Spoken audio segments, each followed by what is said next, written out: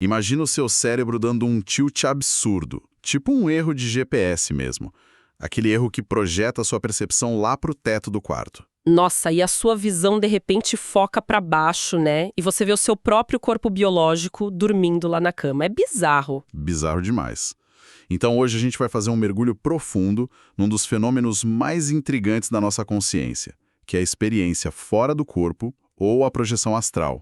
E olha, a gente reuniu uma pilha de fontes muito diversa. Muito diversa mesmo. A gente tem desde estudos neurológicos super rigorosos, sabe?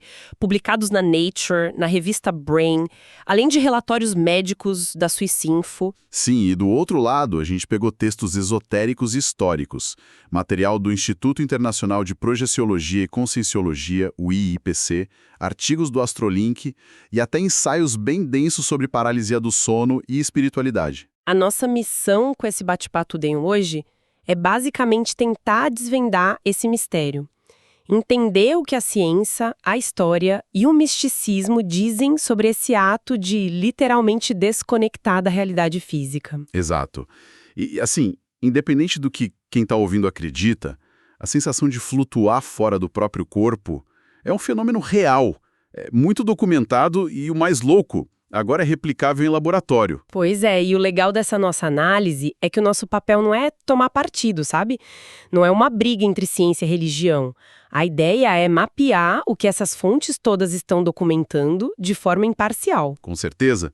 Eu estou muito animado para desempacotar isso tudo, porque quando a gente olha para trás, a ideia da consciência largar o corpo e dar uma volta não é uma modinha da internet. Ah, nem de longe. Se você pega culturas super antigas e isoladas umas das outras, o que é mais assustador é como elas descrevem isso de um jeito quase idêntico. Total. Pega o Egito Antigo, por exemplo. Mais de 3.000 anos atrás, eles já tinham essa crença super complexa no Ka e no Ba. Isso. O Ka seria tipo a energia vital da pessoa, né? E o Ba era a alma consciente, a personalidade mesmo. E o mais doido é como eles desenhavam esse Ba nas torres. Era sempre um pássaro, mas com cabeça humana. Exatamente. E o livro dos mortos lá do Egito funcionava meio que como um manual para esse pássaro viajar entre o mundo dos vivos e o mundo espiritual. Não era só uma coisa para depois da morte. E aí a gente pula para a Grécia Antiga. O Platão, lá no livro A República, ele não fala só de política, né? Ele traz o mito de Er. O mito de Er é sensacional. Conta a história de um guerreiro que, em tese, morre no campo de batalha, tem uma experiência fora do corpo completa, observa todas as leis do destino, a reencarnação e depois volta para contar. É um relato de quase morte clássico, mas escrito milênios atrás. E no Oriente, isso também bomba, né? Tipo o livro tibetano dos mortos, o Bardo Thodol. Aham. E eles têm até o que chamam de Yoga dos Sonhos no budismo tibetano. Na China também, o taoísmo traz os conceitos do Hun e do Po. Hun e Po. Como é que funciona isso? O Hun seria a alma superior, aquela que consegue ascender e viajar. E o Po é a alma inferior, que fica meio que presa na terra, ligada ao corpo físico. Sabe que eu fico imaginando lendo essas fontes? Eu comparo muito o nosso corpo físico com a base de recarga de um drone.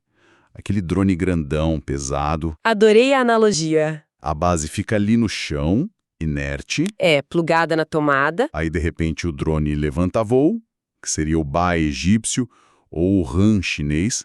Ele levanta, filma tudo de cima, viaja para longe e, quando a bateria acaba, ele volta para a base e faz o download das informações. E a grande sacada dessa sua analogia é que levanta uma questão crítica.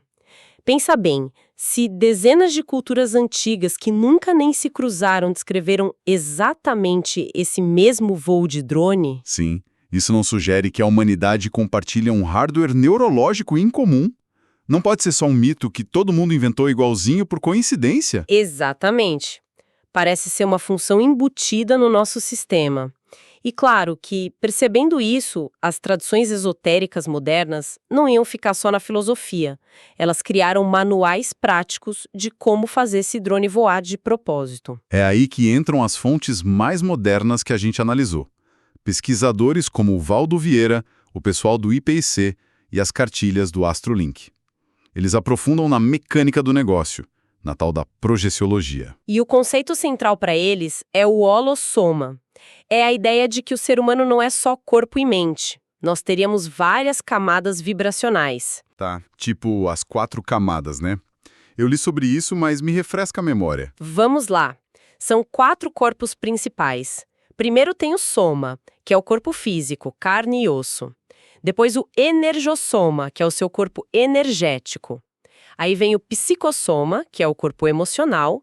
E por último, o mentalsoma, que é o mental, a consciência pura. Cara, isso me lembra perfeitamente aquelas bonecas russas, as matroscas. Nossa, sim! Um corpo encaixado dentro do outro. Perfeito.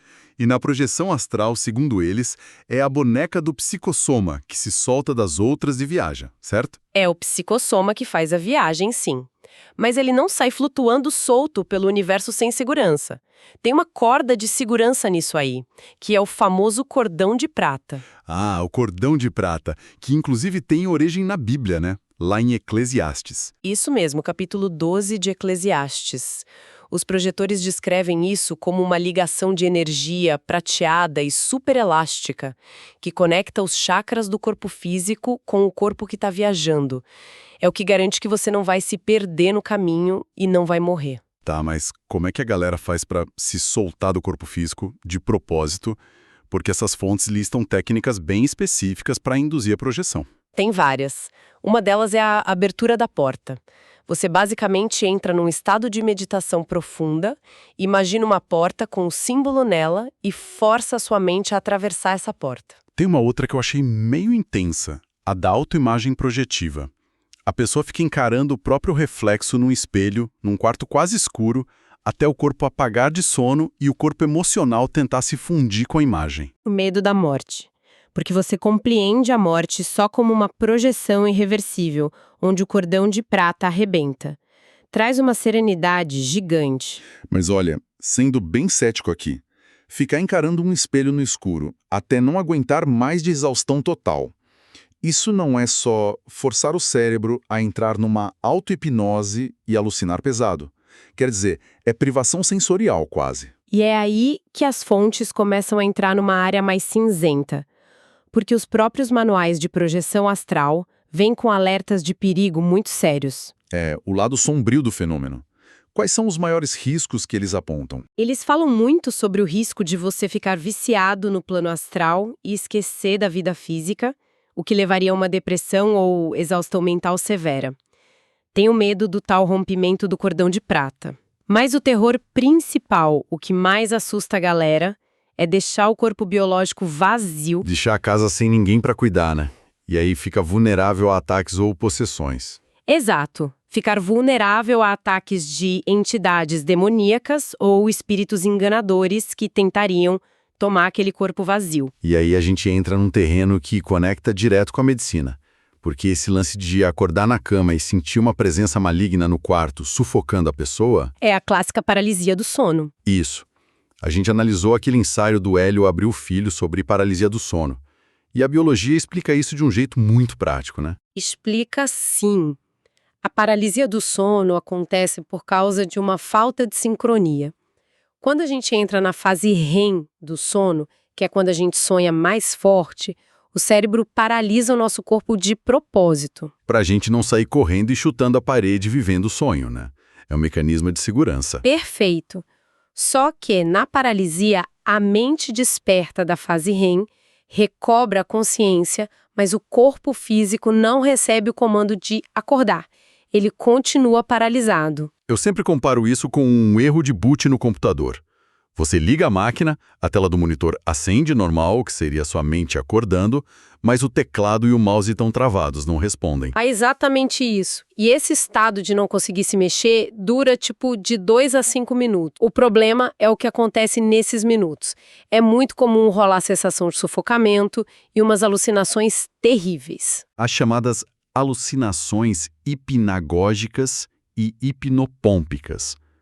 A fonte do estudo até destaca o relato de uma pessoa que via sempre a mesma coisa, uma entidade preta, mais escura que a escuridão do quarto. Uma figura de uns 2 metros de altura, com os dedos ou unhas imensas e sem rosto nenhum. Mas aí eu te pergunto, e essa é a grande provocação, eu acho. Se o misticismo diz que isso são demônios reais, obsessores, mas a neurologia diz que é só um erro de inicialização do cérebro, porque as pessoas ao redor do mundo veem exatamente as mesmas figuras sombrias. É uma ótima pergunta. Porque, tipo, se a alucinação, a pessoa podia alucinar qualquer coisa.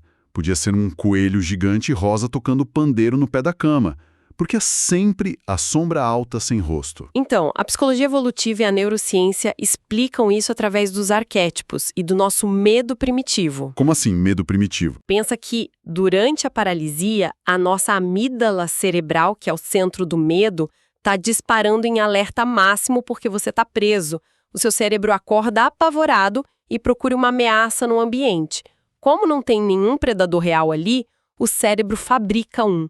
E ele usa o material mais antigo que a gente tem no nosso DNA. O medo de um predador à noite. A sombra na caverna. Isso. A sombra alta na escuridão. É a materialização do nosso medo instintivo mais básico. Por isso é tão universal, não importa a cultura da pessoa. Faz muito sentido. Só que os cientistas não pararam só em explicar os demônios do quarto. Eles decidiram investigar as pessoas que vivenciam aquela separação do corpo na cama, a projeção em si. Eles queriam achar causa orgânica para isso. E acharam. E aqui a gente entra na explicação científica monumental liderada pelo cientista Olaf Blank e a equipe dele lá na Suíça. Os estudos que saíram na Brain e na Nature. Cara, esse caso clínico é de explodir a cabeça. É sensacional. Eles estavam tratando uma paciente de 43 anos que sofria de epilepsia severa. E durante os exames, eles começaram a estimular o cérebro dela com eletrodos no córtex direito. Num ponto bem específico, né? No giro angular. E aí, quando eles deram o choque, não choque, um pulso elétrico, eles literalmente apertaram um botão que ligou a experiência fora do corpo num laboratório. Exato, foi imediato. A paciente descreveu na mesma hora que estava flutuando a uns 2 metros acima da cama, quase batendo no teto, e que estava vendo ela mesma lá de cima. É a tal da autoscopia que a ciência chama, né? Mas ela também relatou umas ilusões bem doidas com os membros do corpo. Sim, umas sensações táteis muito distorcidas. Ela olhava para as próprias pernas e via elas encurtarem. E ela dizia que se ela dobrasse o braço, a sensação era de que ela daria um soco na própria cabeça. A percepção espacial dela foi para o espaço. Mas como é que a neurologia explica isso mecanicamente? O que acontece no cérebro para causar essa falha na Matrix? Acontece uma falha numa região chamada junção temporoparietal, ou TPJ. Essa região é responsável por integrar várias informações. Ela junta as informações proprioceptivas, que é a percepção do próprio corpo, os dados táteis, os visuais e os dados do sistema vestibular, lá do labirinto do ouvido. E aí, quando dá curto-circuito ali, o cérebro fica confuso. Ele não sabe mais distinguir entre o espaço que é o seu corpo e o espaço que está fora dele. Exatamente. A TPJ perde a capacidade de te ancorar na sua biologia. E isso, inclusive, explica as experiências de quase morte, as EQMs. Porque num trauma grave ou numa parada cardíaca, a falta de oxigênio no cérebro afeta justamente essa junção, dispara essa exata disfunção. Nossa, isso fecha direitinho com a minha analogia do GPS de carro. Imagina que o GPS está tentando sincronizar com o satélite. Se o sinal embaralha e cruza as coordenadas erradas, a tela lá no painel pode mostrar o seu carro flutuando por cima de um rio. Mesmo com você sentindo o pneu no asfalto da rodovia, né? Sim, o sistema do carro jura que você está no rio. É um glitch no GPS. A TPJ é o nosso GPS corporal. E entender que a neurologia consegue ligar e desligar essa experiência com um eletrodo não destrói a beleza histórica de tudo que a gente falou, mas exige que a gente olhe para a projeção astral com uma nova lente. E aí eu te jogo a pergunta filosófica final dessa nossa análise. Saber que isso tudo é apenas um glitch na junção temporoparietal tira o valor disso? Diminui a transformação profunda de quem passa por uma experiência de quase morte e volta sem ter mais nenhum medo de morrer? Olha, aqui é onde a gente conecta tudo que as fontes trouxeram. De forma alguma tira o valor, muito pelo contrário. Entender essas bases neurológicas e históricas importa demais, porque empodera quem está ouvindo. Empodera como? tirando o medo? Totalmente. Imagina que você acorda no meio da noite paralisado. Se você não sabe o que é, o terror é absoluto. Mas se você sabe a mecânica disso, você não entra em pânico achando que tem um demônio no quarto. Você reduz o misticismo sombrio. Você substitui o medo primitivo por um deslumbramento. Tipo, caramba, olha como meu cérebro é uma máquina complexa tentando me proteger. Exatamente. E isso nos leva a um cenário de futuro muito instigante. Porque se hoje a gente sabe que estimular uma área milimétrica no cérebro consegue replicar a jornada espiritual mais profunda da história humana, o que vai acontecer amanhã? Se diz amanhã com essas tecnologias novas. Com implantes cibernéticos ou inteligência artificial interagindo direto com o nosso cérebro, diretamente na junção temporoparietal. Nossa, seria tipo a humanidade conseguindo fazer o download de uma projeção astral sob demanda. É só ativar um aplicativo no celular via Bluetooth e o implante te joga para fora do corpo. Imagina, burlando completamente os anos de disciplina meditativa dos monges lá do Tibete e sem precisar de um acidente neurológico para isso. A espiritualidade hackeada pela tecnologia. Sensacional. Essa é uma ideia que a gente definitivamente precisa deixar para quem está acompanhando mastigar. Bom, a gente vai ficando por aqui.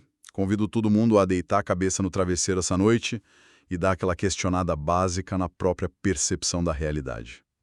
E se seu GPS mental der uma falhada, aproveita a viagem. É isso aí. E não esqueçam que é só a biologia trabalhando. Até a próxima!